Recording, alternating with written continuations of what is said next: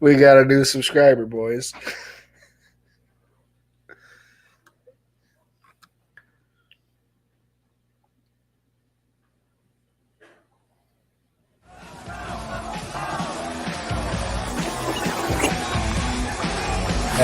Kick off the show here. We're agreeing.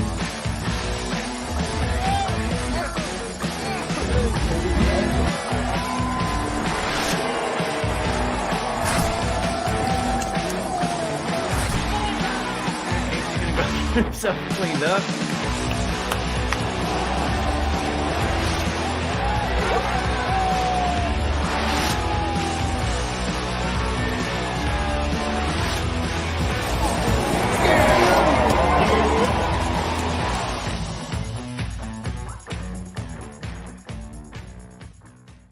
Welcome to another edition of the Mafia Cast. Thank you for joining us a little bit early today. Got some family plans tonight. My daughter from Florida and granddaughter are in town, so we're gonna go have some family fun, play some games, probably have a drink or two, because that's what we do as a family. How are you guys doing? Family time. That's what it's all about. There I you had go. some this past couple days, but we got together for a funeral and stuff like that. So not the funnest time, but we make the best of it. Family always makes you drink. That's all I'm That's going to right. say. Yeah. One way or another, that is very true.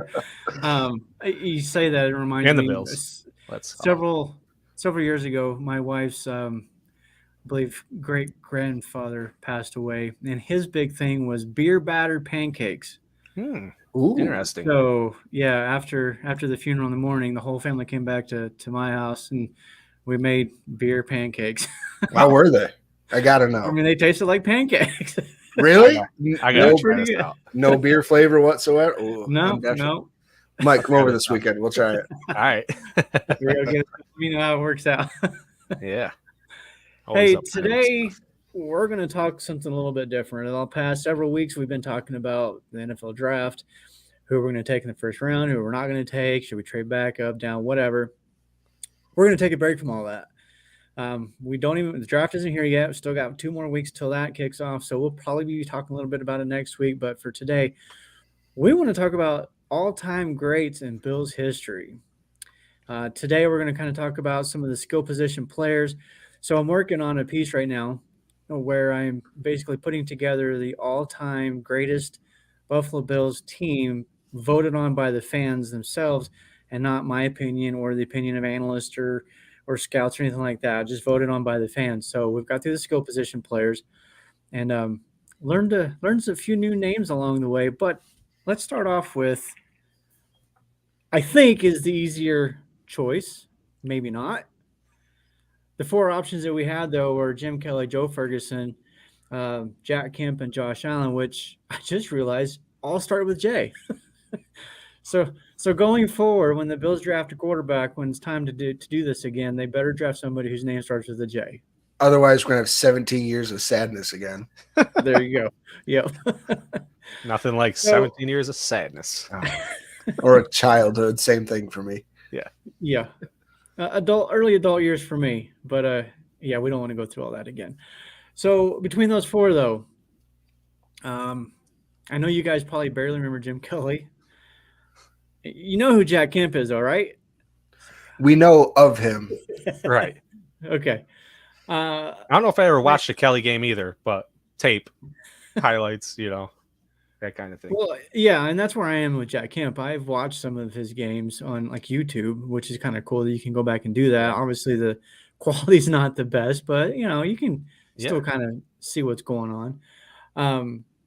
The biggest debate came down between obviously Kelly and Allen. And there was the debate on one side for Kelly was like, well, he's a Hall of Famer. And Josh really hasn't done anything other than some great statistical years, no Super Bowl appearances, this, that. But I want to hear where you guys kind of fall in that thought process as far as who you think or believe is the best of the 2. Let's start with Casey. I think it comes down to personal preference, what your personal definition of best means. I mean, like you said, Jim Kelly, he went to 4 straight Super Bowls. He owned a bunch of passing records for the Bills, but he never won those Super Bowls. So if he won one, I don't think it'd be a question. He he'd be king until Josh wins one. He would never be, I feel like, considered as good as Jim Kelly. But if we're gonna go on wins are not a quarterback stat, and which I don't think they are. So that leaves you to just go by the numbers as to what they've produced on the field. And I understand that it was different eras, but if Jim Kelly, since Jim Kelly had all these Hall of Famers around him, Thurman Thomas, Andre Reed, represent the shirt. Nice.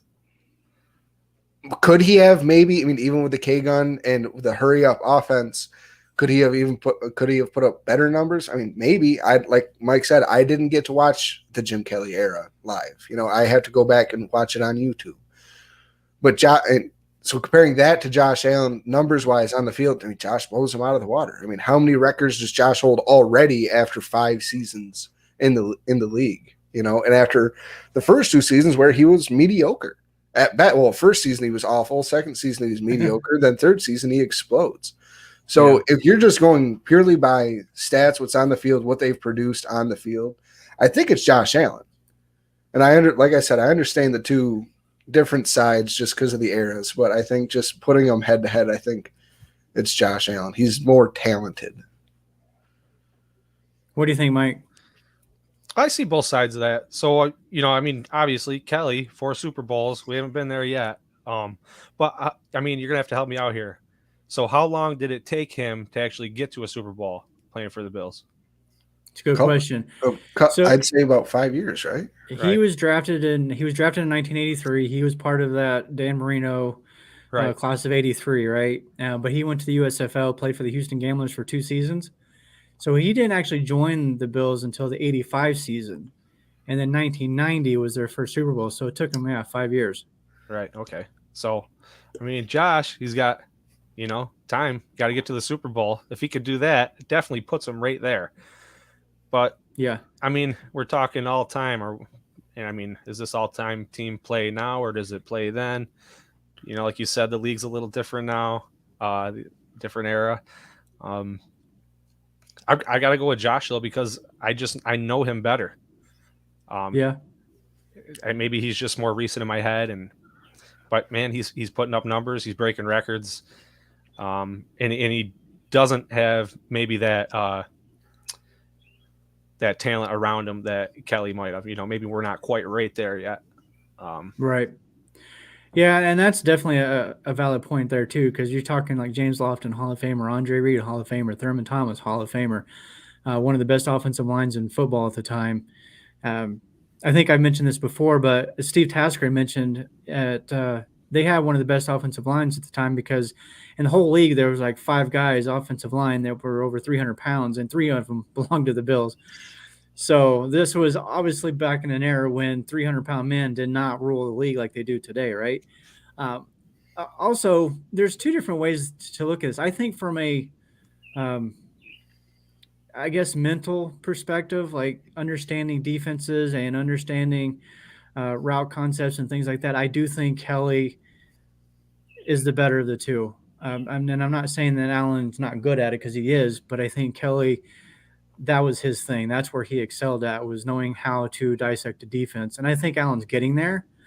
I think last season kind of showed me a little bit like, okay, he's not quite there yet in that terms.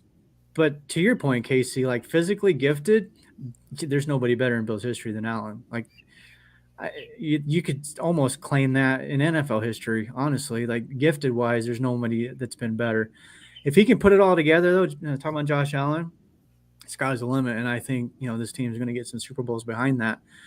But the poll, I don't know the exact numbers, but Allen actually came out on top over Kelly in the polls that I ran a couple weeks ago to determine this. So Josh Allen is on the all-time Bills teams voted on by the fans, and Kelly gets an honorable mention, I suppose. Jack Kemp was number 3, and then Joe Ferguson was kind of left in the dust. Right. I would really like to see the demographic on that poll, and just to see what age group voted what, just to see if your age, the people that saw Jim and Josh, if they saw both, what their opinions are about, because I understand what you meant. Jim is better intellectually, Josh is better physically. So I'm curious to see if everybody who voted for Josh, there was just a lot more votes because they're all my age and we didn't get to see Jim, or if there was a bunch of guys that did get to see both. They're like, okay, I can actually compare the two, and I can see that, all right, Jim was better at this point in time, or Josh is already better than Jim was as a player. And Jim had the cannon arm too. Like, don't get me wrong. And it's interesting and it's fun to watch Josh Allen, the way he plays, because his style of play, the demeanor that he brings to the field, the I'm going to run you over and I don't give a crap mentality. That's Jim Kelly to spit an image. Very similar. Like, they always talked about Kelly and compared him to a linebacker playing quarterback. That's just how he played the game. Was, physical. Pardon my words here, but balls to the wall. Like, that's how he played the game. He didn't have the physical skills that Allen does to run over people, but he darn sure tried. Tough. Not everybody can be 6'5", 250 and run like a deer. Yeah. And then you see the way that Kelly played the game, and then the off the field battles that he went through with his son Hunter, and then the cancer and everything. And that's where the term Kelly Tough comes from. That's just who he is. He was a tough ass dude and just did not quit. And I see a lot of Allen in that. So, right now you talk about you mentioned the dissecting the defense, which is like it could be a huge thing, in that argument. So, do you think it helps Kelly because he played in different systems? He played a different league before he came to the Bills. Does that make him more of a well-rounded player? Is that something that you could see Josh lacking, or can he stick with us all the way? And can you see him picking up and really, really start picking them apart? I don't know. It would have been interesting to see how Jim Kelly would have done if he played in the NFL for those first 2 seasons, because with the Houston Gamblers, he was lighting up the league. And I believe they won a championship while he was there. Either his first or second year. But he was lighting the league up like he was a seasoned vet. The numbers were ridiculous. He did not play like a rookie. But I wonder if that would have been true at the NFL level, because back in those days, a rookie quarterback coming into the league, you didn't have guys coming in like you do now, like Patrick Mahomes. Guys just don't step on the field and they just, they're great. Yeah. It generally took them a few seasons to kind of like with Josh Allen's a good example. It took him a few seasons to get things figured out. Jim Kelly just stepped on the field day one and true. Now Josh said I was worried at a couple points. Well, and back in those days, I mean, that was kind of right around the time when they started sitting rookie quarterbacks, for a first year or two. That's when they would start doing the plan ahead.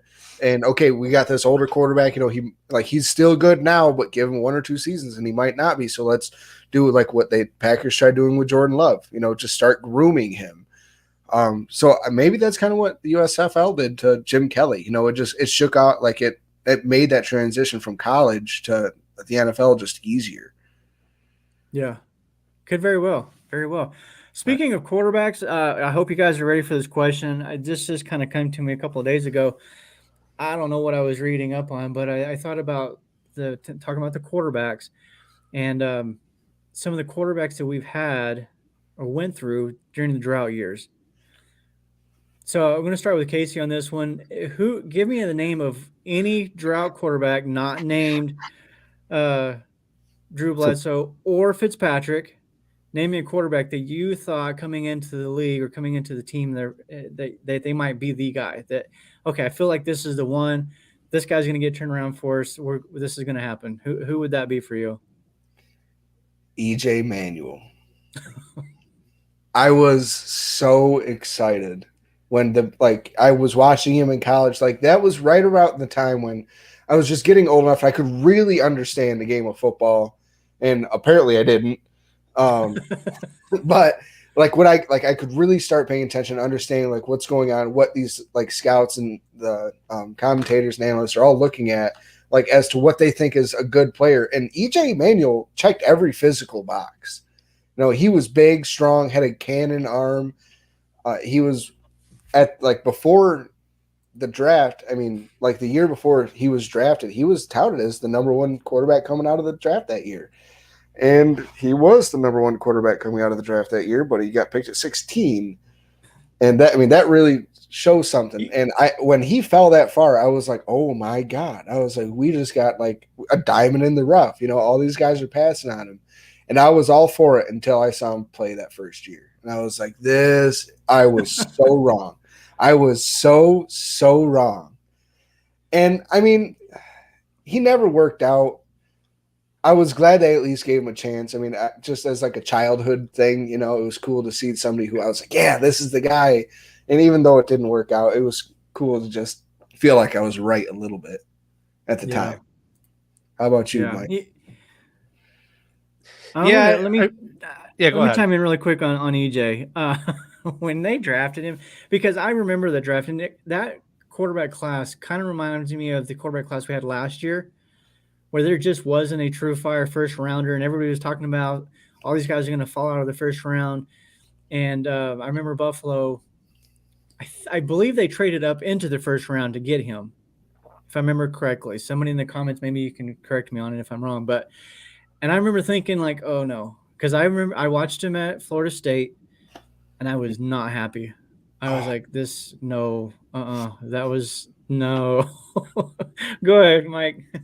All right, so like you're saying like he was the 16th pick. You think you got a steal. You really liked him. I'm not gonna and you're talking about his size and the boxes he checks, but I'm not like I'm just going based off games I've watched, games I've seen these guys play for the Bills, and like EJ Manuel makes me think of like Tyrod, because ever since Michael Vick, I feel like I really liked a mobile quarterback. Obviously, he wasn't quite the answer, but I'm gonna go back further than that, and I'm gonna go with Flutie, because when he showed up, all the hype that was around him, and it just, like I said, I'm going off pure emotions now, and now so you wanted him to be that guy, I think. So I got to go with Flutie with that. He had the flakes going on and all this, and it was just it was a really really good thing. Not as good as it could have been, though, obviously. I was not a Flutie fan myself. I certainly didn't follow the game, the game within the game, and like I do today. But right. And this actually is not my answer, but you bringing this up, and when they traded for Rob Johnson, and I was going to say him next. I was excited about that. Like, this is cool. I like this guy. And he played well, I felt like. And I think he got kind of a bum deal. But with Flutie, he actually came to the team before, Johnson too, for that matter. They both came to the team before the drought started. In fact, they were the last two starting quarterbacks that, for Bill's playoff team. Johnson started the season off, got injured, and then Flutie comes in there, and Flutie's, killing it. They win 10 games, and then they brought Johnson back in there. See, yeah, a lot of people feel that way. Oh, you took it down. I'll put it back up. Yeah, I like that. Doug would have won that Super Bowl. There's a lot of people that believe that, but and for me though, if you go back and you watch that playoff game when Johnson played in, I remember him running around on the field, lost his shoes, socks flopping around in the wind. And he did enough to win that game. All right. The refs cost us that game on a fluky forward lateral. I will go to my grave believing that was a forward lateral. Oh, man. But I ultimately, neither one worked out. Wade Phillips loses his job as a result of it. What a fiasco that whole thing was. Could you imagine, though? I think about this all the time. Imagine what Twitter would have been like back in those days. Yeah. Dude. Oh, my God. Well, think about that question when Jim Kelly refused to go to the Bills when he was drafted. I'm like, I doubt it probably would have ended up the way it did. With all the public backlash he would have got, he would have been sit on it in Buffalo. Like, I'm not coming there. You're going to treat me like this because I don't want to go there yet. Yeah, I'm not going to come at all now. Oh, Bills fans would have hated him. Oh, tore him. I'm sure there's some people that still probably hold that against him, to be honest. But yeah. And here he is. He's a Buffalo native, still living there, and huge part of the team and involved. This is another name I'm going to throw up here. It's in the comments. Again, this one's not my choice, but J.P. Losman. This one's near and dear to my heart. Yeah, this I is like my JP. child. This is my childhood. He was my original answer to that question, was because that was pure childhood nostalgia, where he's the first quarterback I really remember watching. And then I remember when we got Trent Edwards and JP snaps his leg in half. And I hated Trent Edwards the next season because they chose to start him over JP Losman. I was so mad because I was like, he's good. He's better than Trent Edwards. I was like 7 saying this. But there was just something about JP Losman to Lee Evans and Eric Moulds and Roscoe Parrish. All like that was it. I thought we were like the best team going. And then I'd get on Madden and I'd be like, oh, we're 3-13. Okay. Yeah, I want to throw one more out there. Man has never been kind to Bills as far as those ratings goes. No. Not till recently. Not till recently. Thank you, Josh Allen. I'm going to throw one more name out there. Obviously not on the all-time list, but someone I felt that was going to save us, and that's when Kyle Orton stepped up. Uncle Orton. He just showed a little bit of hope, and I wanted the storybook. Man, he's just going to come in and make it happen to us. Dude, for us. And it just, He was awesome. I was definitely having a couple that day, maybe. He's probably my favorite quarterback from the drought era. Overall, I would say that he was just the most fun. He wasn't here very long. No, but he was the most real dude. Like he went in there, he's like, I don't care. He was like, I'm gonna go out here and win. If we lose, got nothing to lose. I'm sorry. He's like, I'm sorry. Like I suck. Like, what do you want from me? Like, I suck. I own it. That's mean. He was just a real dude. Like he never tried to be too much or do something he could or like be something he wasn't. Would he try to make the hero play? Yeah, but that's what you got to do as a quarterback sometimes. And sometimes it works and sometimes it doesn't work. Right. He also didn't have the world's best team around him either, but damn, he made it fun. A lot of fun. I never lose hope. I thought we had it. Dude, me too.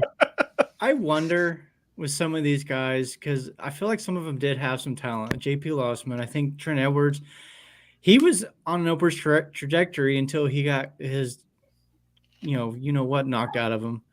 I really think that changed his career for the worse. He was never the same. Yeah, because we were even 5-0, I believe. Yep. When that happened, and then it was just downhill from then. We finished that season 6-10. Yeah.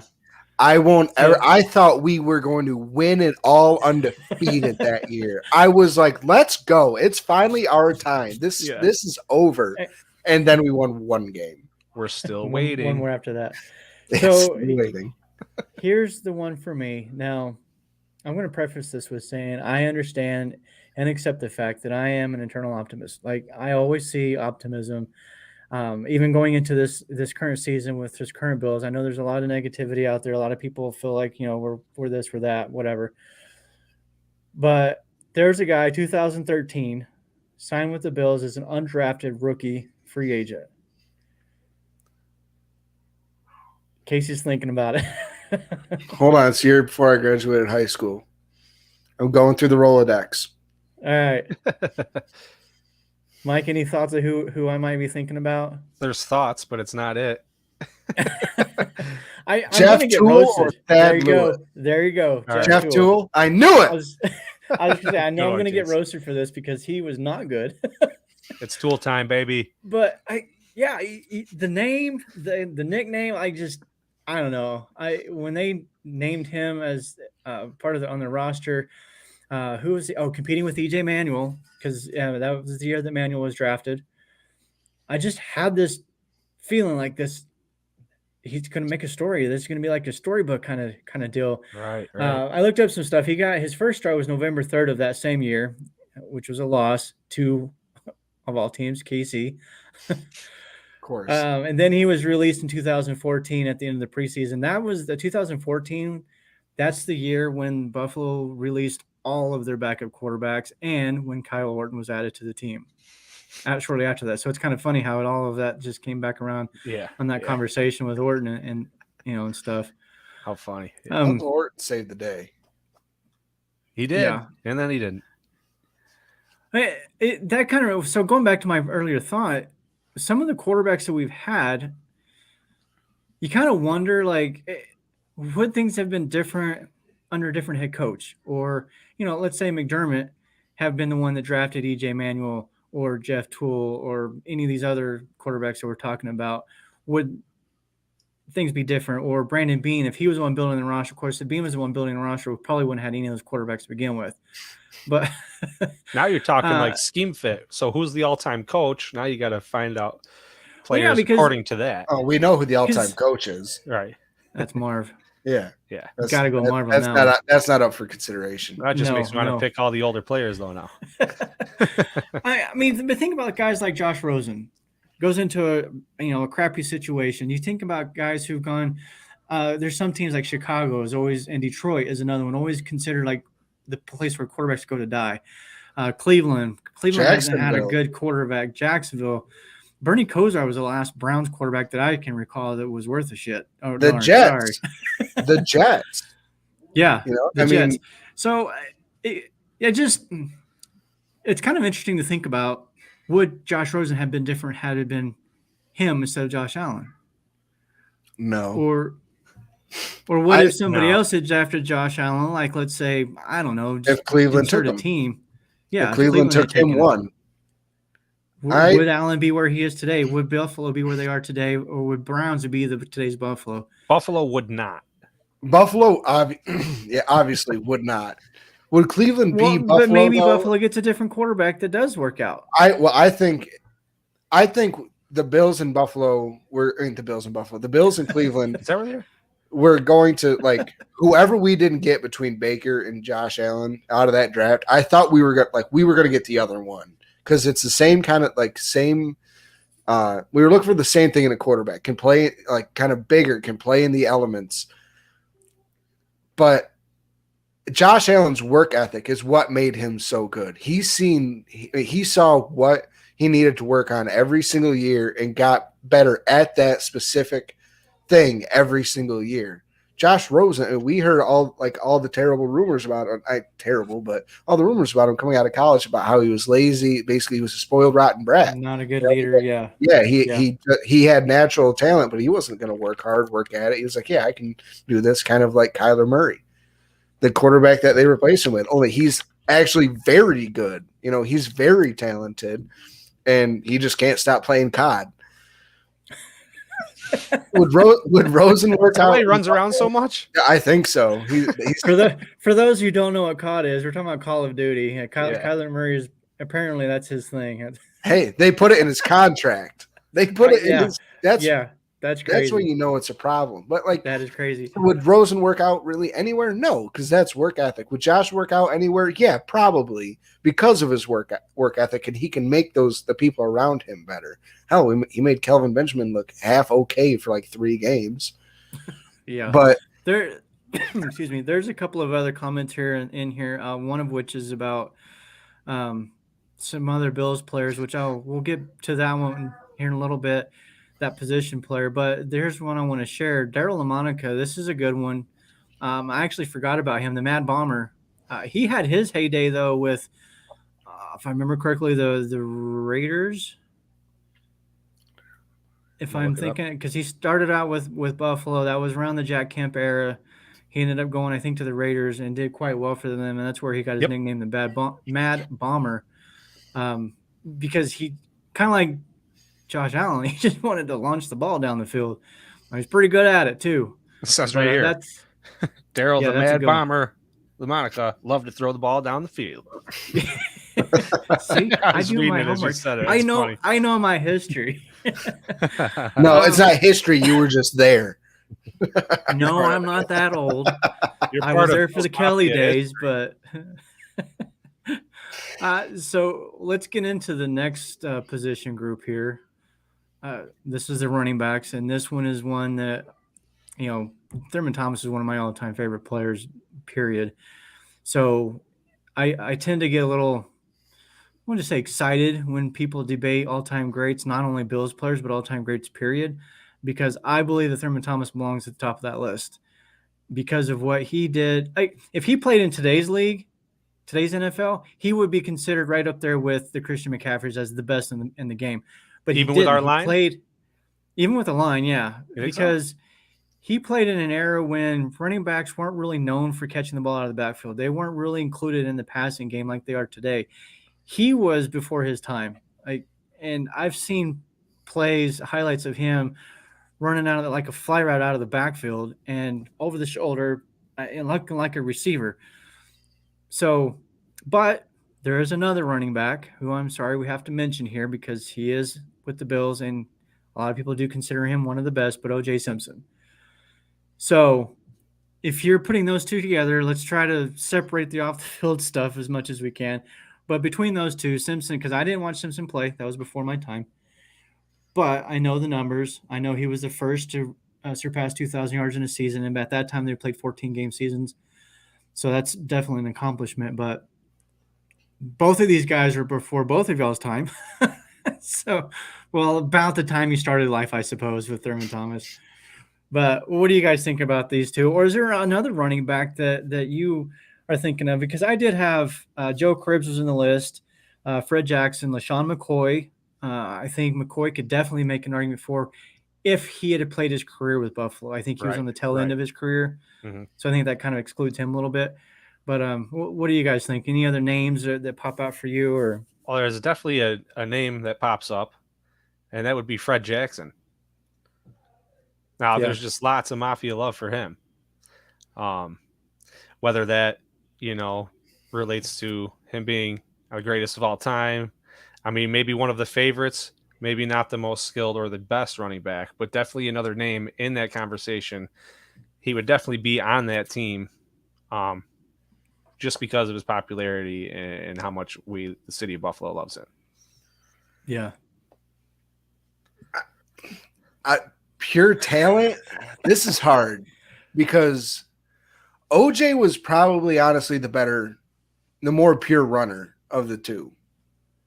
But Thurman, you add in that pass catching ability, like you said, and that's where you start arguing the eras again. The 14 games versus 16 games. They started throwing it to the running backs before they did with OJ. I would say it's OJ. If you're looking at it as a pure running back, I mean, right now, like in the NFL, I would say Nick Chubb and Derrick Henry are the two best pure running backs. Not pass catching, like satellite backs that can do both. But as an actual runner, I think OJ is probably a little bit better, in my opinion, than Thurman Thomas. Roast me all offense. Roast me in the comments, boys. Let's see how it goes. And I don't know that you might get roasted by the people who just hate the guy. But if you're looking at, again, from a purely football perspective, I'm totally on board and can, understand your mindset with OJ. This is a good point. OJ was a whole offense. He played during the Joe Ferguson days. And I don't think that was the only quarterback he had, but he was all they had. They weren't a good team during those years. But I just feel like for what Thurman Thomas did for the Bills in that offense, like I don't think the K-gun would be what it became without Thurman Thomas. No, absolutely not. I mean, there's no reason we can't take those Super Bowl team and just say that's the greatest Bills team of all time. You could. You could. There's the all-time sack leader on that team. Countless Hall of Famers. I mean, you could make that's the greatest team of all time in the NFL. To go to 4 straight Super Bowls with the exact same team. Yeah. Here's one. O.J. Simpson averaged over 100 yards a game for the Bills. Cookie Gilchrist is the number 3 greatest. We're going to talk about Cookie here in a little bit. There's some interesting facts that I just learned about him. But Thurman Thomas, number 2. Honorable mentions go to LaShawn, Willis McGahee, Fred Jackson, and Marshawn Lynch. I would put Lynch higher on the list had he played with us during his heyday, but he didn't. Yeah. I wouldn't put Marshawn in this at all. He was good, but he wasn't anything incredible when he was with us. He wasn't the Lynch that we know now until after he. Well, you'd have to take LaShawn off that list too. Right. I wouldn't say so. With Willis McGahee. I wouldn't say that you would have to take LaShawn off that list. He was the leading rusher in the league with us. And during his tenure, there wasn't a single team that had more rushing yards than the Bills. I mean, he surpassed 10,000 yards with us. He played half his career. He got 4,000 of it with us. Wow. So it doesn't seem like he was here that long. Did he play his entire career with us? No, but he played it half of it, and it was a big chunk. You know, it was a big chunk of his production came from Tyrod, and he was like one of our like satellite backs. He was the satellite back at the time. Yeah, he fumbled a couple times that I wasn't too happy about. Okay, so does Josh Allen. Yeah, but here's another one for OJ. Josh gets a pass from me. We He's appreciate better. that, GP. You know, it's one of the coolest things with the Bills' history. What happened with OJ later in life is it's terrible, obviously, but the nicknames that the Bills had, the Juice, and the offensive line referred to as the electric company that turned the juice on and things like that. It's kind of cool. We don't hear anything like that cool with, you know, in today's. No, we have Tony Romo saying Josh Allen. Yeah, that was you. Makes me want to vomit whenever I hear it. I think one of my favorites that I've heard is Josh Stallion. See, that's a good one. That's a good one. How about the Jaws shirt that says Josh? Yeah. Oh man. Good shirt, bad nickname. Yeah. yeah. Here's one. Gilchrist, Simpson, Travis Henry. Yeah. He might have done a little bit more if he could have laid off the pipe. Willis McGahee, CJ Spiller. I thought Spiller was going to be something else. Dude, he was. But he's another one that spilled it. He spilled it a few too many times for me. Well, I mean, he was like that start where they didn't re-sign running backs. Like that is right around the time when they just started shipping running backs off after their first 4 years because he truly did fall off. He had an electric first 2 years for Buffalo. Yeah. I mean, like kick returner, running back, like he could catch the ball. He was lightning fast. Yeah. But he just fell off a cliff. His rookie year, he was good, and there was high hope for him. He came out his sophomore year, and he absolutely killed it. He averaged well over 5 yards per carry. 1,200 yards that season. I remember the very next season after that, I had the first pick in our fantasy football draft, and I was like, oh, I got CJ. I am taking – and I bombed it. I was like, oh, the worst first pick of my life. To this date, it's the worst. Oh, dude. That is the worst. I feel so bad. Here's another one for McGahee. This is interesting. I did not realize this. Willis is the 8th Bills rusher of all time in total yards. Okay, I'm pretty sure that like Devin Singletary is number 10. So, well, that might be true. The Bills running back like all-time list is very top heavy. Josh is up there.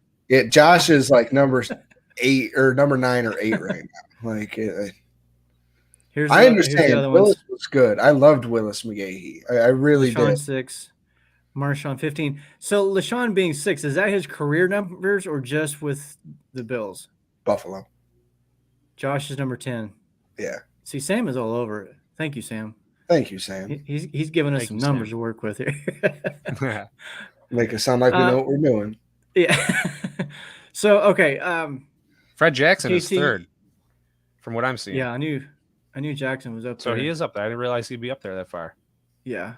You could definitely you can make a claim for him being right up there with the all-time greats. But after OJ and Thurman, those two are just so good. It's like Hall of Famers, obviously. There's also a guy named Ray Carlton that comes in just behind Shady and above Willis. McGahee. So. Yeah. I mean, we've had some good backs. Kenneth Davis back. Kenneth Davis, I think, would have been right up there with some of the statistically if he didn't play behind Thurman Thomas.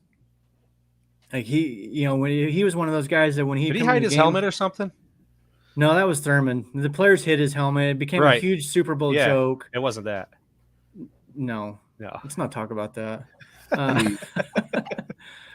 So McCoy's numbers are just with the Bills. So 6th all time. He played 4 seasons with us? Something like that. I'm pretty sure. Yeah. Makes sense. All right. Almost 4,000 yards, 3,800. All right. We've still got some other positions to go to. I'm going to skip over to the fullbacks because I do want to talk about Cookie Gilchrist before we run out of time. Because this was interesting to me. I've always known who Cookie Gilchrist is. I've always known he's one of the better Bills backs. I did not realize he was listed as a fullback though. But he carried the ball back in those days. He was the prime running back, but he was listed as a fullback. So it just kind of shows you, the how the league has changed, how position responsibilities have changed over the years, especially the running back. Like, back in those days, the running back was king. Like, that was your whole team was around that. And then it started to kind of shift more towards, the quarterback and the passing game. And now we are here where we are today, where it's, it's a passing league, as we all know. But so the poll that I did, Cookie actually won the poll for the top fullback. You guys got any other names? There's not a lot. There's Pete Metzelaars, there's Keith McKellar. Then the other one that I put on there, of course, our own Dawson Knox. As fullback? No, I'm sorry, fullback. I'm looking at the Gilliam. Get ahead of your stuff. Gilliam, that was another one I put up there. Yes. If Cookie was marked as fullback, then he's got to say hands down be the number one fullback. He clearly had the best numbers, and there hasn't really been a standout fullback since. So, well, yeah, you and I were talking about this before we went on the show, and Mike wasn't with us because he was too busy doing about 100 miles an hour on the freeway trying to get home in time for the show. But some of the other fullbacks that we've had, Sam Gash, some people might remember from, I believe, the late 90s and early 2000s. He was a phenomenal, true fullback as far as in today's sense, like a true blocking fullback. He was just fantastic at it. He would just bulldoze people. This is interesting. Jim Brown listed as a fullback as well. I do. Jim Brown's widely considered one of the best ever. So if you want to go best Bills fullback ever, I'm going to take Kyle Williams. Kyle Williams, Bills best fullback ever. I mean, 100% on touchdown conversions, baby. What more can you ask? That's playing on the hearts of the Bills fans there. There you go. Some other fullbacks that the Bills have had, Larry Sanders. He played one season with us, so I didn't include him in the year in the poll. But he had 80 receptions as a fullback in his one season with Buffalo. Like, that was what he was known for. It was really good out of the backfield. They listed him as a fullback, but so they could throw the other teams off. Yeah. He's really not big. He's just a blocker. Yeah. Let's see. What's some of these other comments we got here? I'm not quite sure what that means. From Brazil. Yeah, that's awesome. Listening. That is super cool. Yeah, that's awesome. Mafia Cast worldwide. I love it. I love it. Go Bills. We are no longer national. We are worldly. I don't know what this one means. I'm assuming maybe that's a nickname for someone. I think he was talking about the guy that you said was an absolute Sam Gash. Yes, possibly. Either that or there's actually an earthquake happening right now where he's at. I don't know. I hope not. I don't know why it's so funny. No, that would definitely not be funny.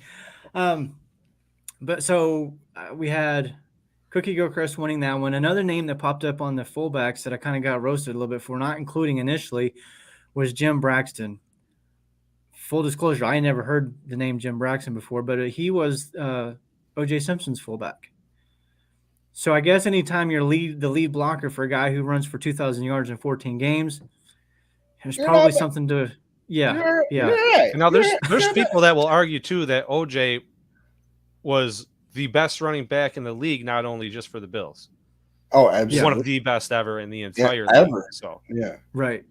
Yeah, but a lot of them will say the same thing about Thurman Thomas, though. Right. But like you said, a guy blocking for him, that could help a lot. Absolutely. I mean, Kyle Juszczyk, look at what he's able to do over in San Francisco. He can catch, he can block, he can run. I mean, he's a damn good football player. Would he be used in his full ability back then? No, probably not. So like you said, Papa Ron, just how the roles for that position has changed just so wildly, because it's gone from you carry the ball about 50% of the time with that running back, And then it went to, all right, now you're blocking. Like fullbacks in the early 2000s was like a strictly blocking position, and the league really got away from it. And now you kind of see more being integrated more with us having Reggie Gilliam and the Ravens having Patrick Ricard and Kyle Juszczyk. It's kind of coming back in to as more of as a utility player. You got to be you have to be able to do all three of those. I think it takes a really special, unique set of skills to be good at that position. Absolutely, this day and age. Yeah, but if you're almost like a jack of all trades. Yeah, and that's what Gilliam is. You talk about great fullbacks. I started thinking like Mike Allstott in a league of his own. You just don't see that anymore. We never will again. The game will never go back to that. I wouldn't say never. But who knows? Yeah, it's kind of like I don't see the game slowing down like that. But that's a position I could see moving in either direction. Depending, you just got to get the right guy to fit in with your scheme there. Absolutely. As Simpson remarks, most of his 11,236 career rushing yards were due to Braxton. One of the things that I'm going to be doing this summer, as far as the writing part of it goes, is doing some pieces and focusing on more of the unknown players. This is why I like to do these polls, because I learn about guys like Jim Braxton. I hadn't heard the name until I put that poll out yesterday, so it's been kind of cool to learn some new players and get a chance to kind of study them a little bit. We're going to jump off track just a little bit here because I do want to answer the question here. How do you kids feel? Kids, I'm 47. I will take that. Thank you so much. About our head coaching doubling as the DC. Mike, I'll let you start with that. Doubling as the DC. Well, it doesn't hurt to try. It could be a lot on his plate, but he's more of a defensive coach. I'm really interested and excited, and I want to see what he does with it. So I'm totally on board with that.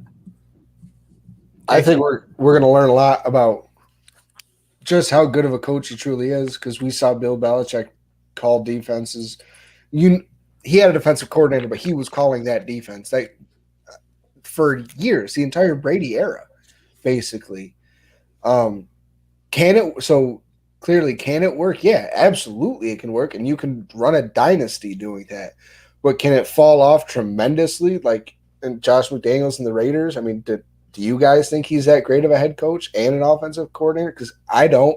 I think he's a pretty good offensive coordinator, actually a very good offensive coordinator, but I don't think he's a great head coach.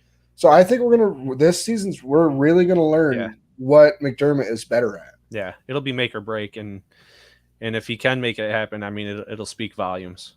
Absolutely, because I mean he got this job for being such a good defensive coordinator and taking the Panthers to the Super Bowl. I mean, he turned Josh Norman into the highest paid corner ever at the time, ever. I mean, he had Luke Kuechly, Shaq Thompson, Julius Peppers. These. I mean, it was a good defense. It was a good defense, but Julius Peppers was on the tail end of his career. Luke Kuechly and Shaq Thompson were just starting out. They were still kind of young. Kuechly, yes, he was amazing, but you still need a coordinator to still put you in the right position, and he was damn good at it. Yeah, first of all, I want to address what you said about McDaniels. I don't even think he's that good of an offensive coordinator personally. I think Tom Brady made him because after Brady left, that offense has not really been anything since then. So, but let me stop you real quick. That offense had nothing on it at the same time. True. After Brady left, they had a washed can. Mac Jones is the next Brady. It. Yeah. Just because he's fans, that's bag of milk. He fills the spot on the roster. There's a reason why Belichick was shopping him this spring. Yeah. Okay, let's get back really quick to the fullback talk, because there's some comments I want to get to. The only team that still plays the best player at fullback is Navy, which is very true, which is probably why the fullback position as it was is no longer, because watching any of the military academies play football is boring. And I'm sorry, I'm a former military guy, but it is boring. It's like hand the ball off, hand the ball off, hand the ball off. Okay, let's fake a throw, hand the ball off. I love the Delaware wing tee. Like I remember being introduced to it in 8th grade, and I was like, this is very confusing. And then once you start running it, it was really fun. But yes, once I got to like watch our own games back on tape, I was like, this is so boring. It's all about trickery and where the ball is being handed off. But I mean, all right, there's two guys in the backfield. One of them's going to get it. Doing the same thing, different ways. Yeah. It's all a bunch of smoke screens. Yeah, it is. And I guess for me, it drives me nuts because so I live in, the Boise area, so I watch Boise State football. Air Force is in their conference. I hate when they play Air Force because they can have like a really good run defense, but then they play Air Force and they give up 300 yards, but that's all they gave up is 300 yards. Like there's maybe 30 yards passing. So it really I can't think of the word, messes up the numbers. Shortens the game. Makes the run defense look bad when it's really not. It's just it's hard to prepare for that type of a game when there's only 3 schools in the whole country that use it, and that's Army, Air Force, and Navy. And we were watching a game. I can't remember who. It might have been actually the Air Force game, and I think one of my girls had asked me, why do they run that offense still? And I was like, well, because it's the Air Force Academy. It's any of the military academies. They can't just go out and recruit whoever. They get who comes to them, to sign up for the Air Force or sign up for the Navy, and they're all going through school to become officers. So they only get to pick from that talent group, which means they have to build the offense around what they've got, and that's that's what works for them. Yeah, make it simple, and it's tradition. Yeah, and like those schools are about tradition, and that's the offense that they ran for years. 60, 100 years at this point now, so they're never going to change. No, they're not. And I do watch the Army Navy game because, again, I am a military guy, so I got to root for my Army boys. But it's still boring particular game because there's a lot of hoopla, hoopla. There's a lot that goes into that, and the tradition is rich with this game, so that one's a big deal. There's some other comments here. This one explains what the Earthquake nickname. I figured it's William Bill Earthquake. Donald Earnhardt, fullback for the Buffalo Bills, 69 and 70. That I agree, Sam. Earthquake Bill. That is a sick nickname. That's cool. I like it. We can really use him today, I think. Earthquake Bill. He might shake some things up. Maybe. There's some other questions. This is cool. We're getting a lot of comments. We are, yeah.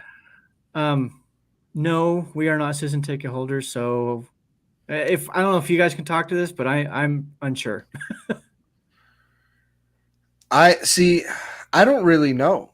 I've looked into getting season tickets, and to be honest, I should have got them about 5 years ago. I mean, before obviously when they were cheap before Josh Allen got here.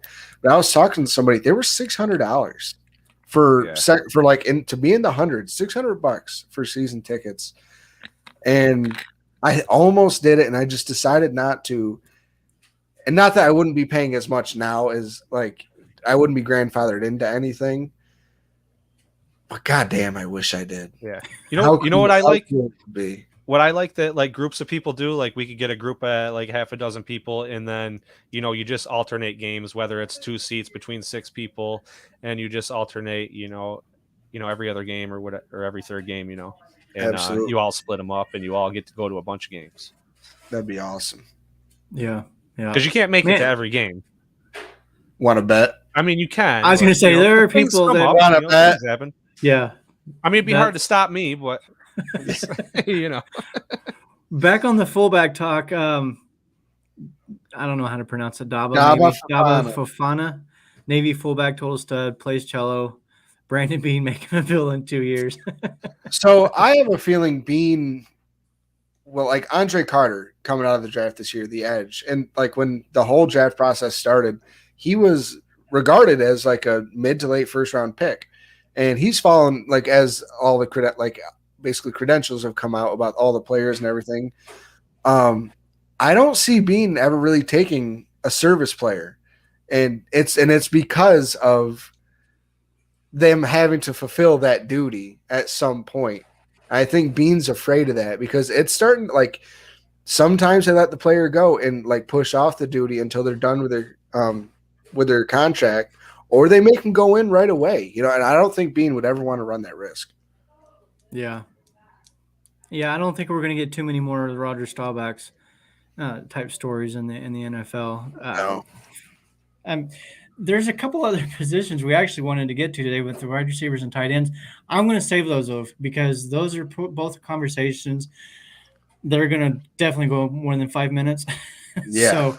So, especially the wide receiver, I think, because there's some definite fan favorites there, and we'll get into that later. There's some other questions you have more in of them here on the field at a time, so there is more to go through, I think. There. Yeah, absolutely.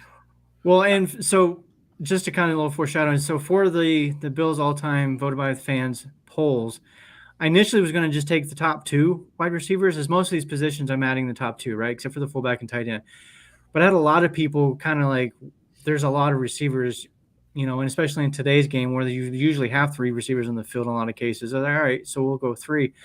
So the roster will be 3 deep at the wide receiver, but there's a lot of really good receivers in Bills history and a lot of big-time fan favorites. There's going to be some guys that I think some people will think they should be in the list, but yeah, we'll get into that. I'm excited to have that conversation. But we'll talk about that next week, which will be great because that's the last show before the kickoff to the draft. So, yeah, we might have some draft talk next week just because it will be a week away, and especially if there's some news between now and then. But I do want to get into the tight ends and wide receivers next week. GP here wants to know knee-jerk reaction to the new stadium renderings. You guys have seen those, I assume, right? Yeah. I doubt all those tents are going to be right there. I mean, I don't know. I don't know if those neon decorations and signs are going to be quite like that, but man, the stadium as itself, pretty freaking sweet. I mean, what was everybody's reaction when SoFi opened up? We were all like, oh my, like it was like just the glass and the architecture, that whole building, even though it's like an open aired closed building. I'm team no roof. Let's put it that way.